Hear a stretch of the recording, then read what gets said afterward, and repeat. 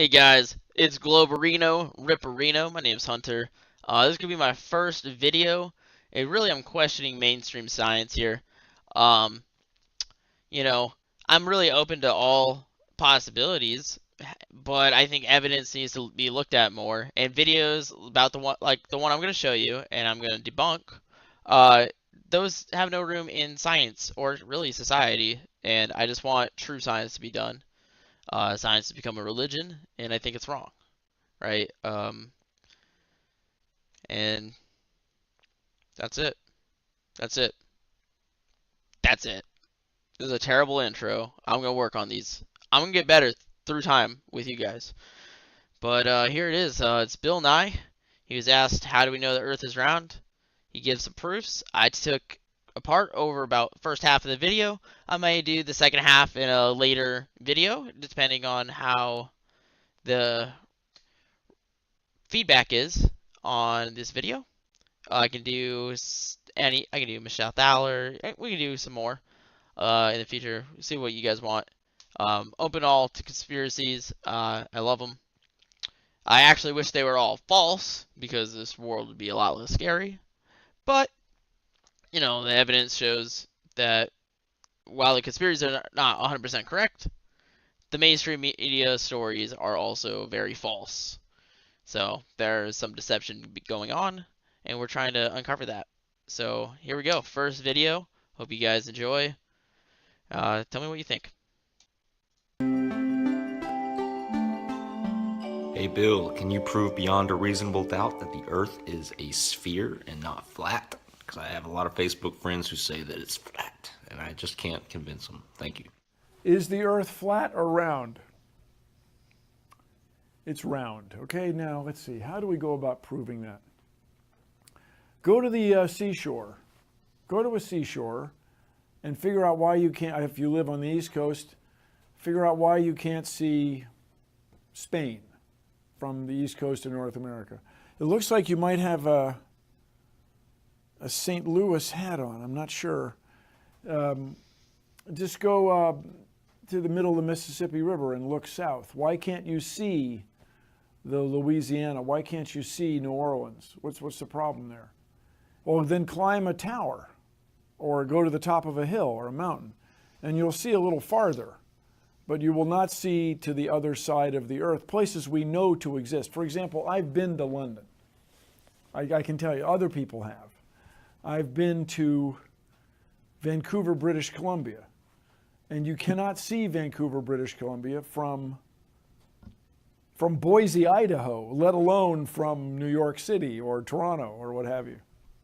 Just start there. Then if you'd like, look at pictures. Okay, Bill. You're saying that since we can't see from the East Coast to Spain, we can't see Vancouver from New York City, that we must live on a ball, right? And that's all fine and dandy if the atmosphere didn't exist, right? The atmosphere blocks our view from extreme distances. That just like on a foggy day, you can't see as far.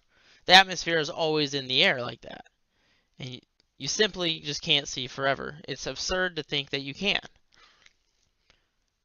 Right? You can't even see down all the way across some highways. They're too long. You simply cannot see it. If you include the thing called the atmosphere in your observations, which you have to, considering it's there, and you can't prevent it from being there, then even on a flat surface like so, it's going to block your view. If we say our Pepsi here is New York City, and our camera is British Columbia, and we have these glasses that are going to act as the atmosphere, where it blocks and refracts the light,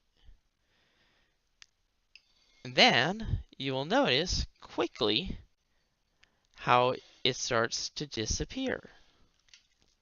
Right? Now you can still see a little bit of faint blue, showing that the Pepsi is obviously there. While it doesn't completely disappear, I think we can agree that the atmosphere is more vast and probably more refractive than 4 cups. Now, especially if you're thinking from Europe to the East Coast, it's quite a distance away. There's absolutely no way in either a flat or a globe model that you could see that far. So, saying that is a proof of the globe is absurd, because no one thinks you should be able to see that far on a flat Earth if they are a true flat Earth believer. That is something the Flat Earth Society would say, like we move up at 9.8 meters second squared, or meters per second squared. It's absurd. There's no reason to, we don't detect that, and it's bullcrap, frankly. So, yes, if you completely ignore all the aspects of the atmosphere blockage, then yes, we should see Spain from New York. However, the atmosphere exists, so your proof doesn't really prove anything. It's a moot point. Now, another thing he forgets to mention is perspective. And as things get farther, they shrink, right? Here's some examples. Obviously, this person is not smaller than her arm. That's not a real thing. That's because she is farther away and she is closer. So as she went farther away, the smaller she became, right? We know this guy's hand is not bigger than the Eiffel Tower, right? These things are provable. You can't hide perspective, right? So even if there was no atmosphere blocking, if we were in New York and you tried to see something in Spain, how do you think you'd be able to do that? You would not be able to see it.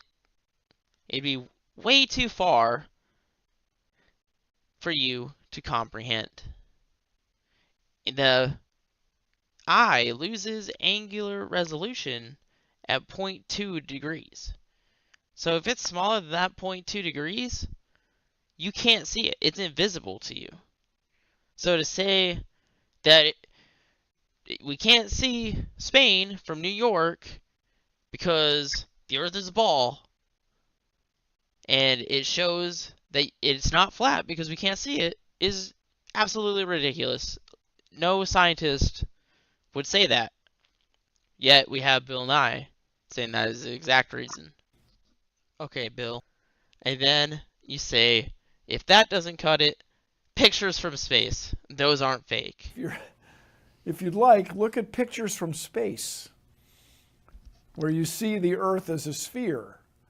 Those pictures are not faked. And I'll tell you, just if nothing else, here's why you can tell they're not faked. Just to create the paperwork that NASA has created, for NASA in this one case, just the paperwork to send anything out in space, to send people into orbit or to send them to the moon, that amount of paperwork would make faking it prohibitively expensive. No one could afford to generate that much documentation. So apparently faking the documentation would be too expensive, so therefore the pictures are not fake. Nothing. I don't have to prove anything about the pictures at this point. He said you can prove it because the paperwork would be too expensive to do. Okay, so apparently legitimate space travel and the documentation required for that is less expensive than faking the paperwork for said travels. That doesn't even make sense. He's saying it costs more to do less. A lot less. So yeah, that doesn't even make sense. Not a proof that the Earth is a ball. You can look at the blue marble pictures. The size of North America changes. However, the Earth size remains the same. So that's impossible. That's literally impossible. Therefore, they are fake. That's simple as that. You can go ahead and look at them yourself. And we'll go on to his next point. Then the other thing, if you want to get into this, if you're really serious, if your friends are really serious, have them get on a boat or a ship and go out at sea, and you'll notice you can't see infinitely far. Furthermore, if you get into it enough, pick up a book about navigation or go online and learn about navigation. A very, very important thing you have to take into account when you try to navigate the ocean from a ship or a boat is how high you are off the sea surface. The higher you are off the sea surface, the farther you can see, the farther away the horizon is. Oh my. Now, this just... All right, we're going to stop him there because, oh my, indeed, Bill Nye. Oh my. So, we've already talked about how you can't see infinitely far. That's not a thing in either model. I don't know why he insists that it is a necessary thing for the flat Earth. No one says that. It doesn't make any sense. And the other thing he mentioned is, if your friend is really into this, so if your friend for some reason actually believe what he says, I mean, who knows? Why would he believe what he says? But if he does, navigation. Because before the first globe was made, in, what is it, 1492? Somewhere in the 1500s, I believe it was made. Apparently, they had no clue how to navigate.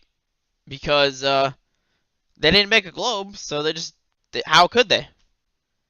It doesn't even, his arguments don't even make sense, guys. Like, this is not a scientific rebuttal that he is providing. I mean, really, for the most part, mine isn't. I had the one little tiny experiment. But that's more than he did. And most of the things he says, you can easily, if you just think about it, are wrong. They're easily debunked. He's making it easy. For someone who's known as the science guy, I would expect a little bit more scientific research or experiments or even a unbiased view. Because if you just completely ignore one view, you're not a scientist. The scientist looks for the truth, not what he wants to be the truth. Right? So, Bill, if you're willing to come up with some more evidence, then I'll be happy to see. And if you have legitimate proof that the Earth is a globe, I think this flat Earth movement would end. But you still have yet to come up with those proofs. All right, guys. I'm Globerino, Riperino, and I'm out of here. Please tell me what you guys think of the video. Tell me your views, whether if you think Bill's right, or you think Bill's wrong. You know, I'd love to hear from you guys, see what everyone thinks. See, maybe we could have a little debate in chat. I don't want to argue with anyone. Friendly debate's always fine. Have a good one, guys.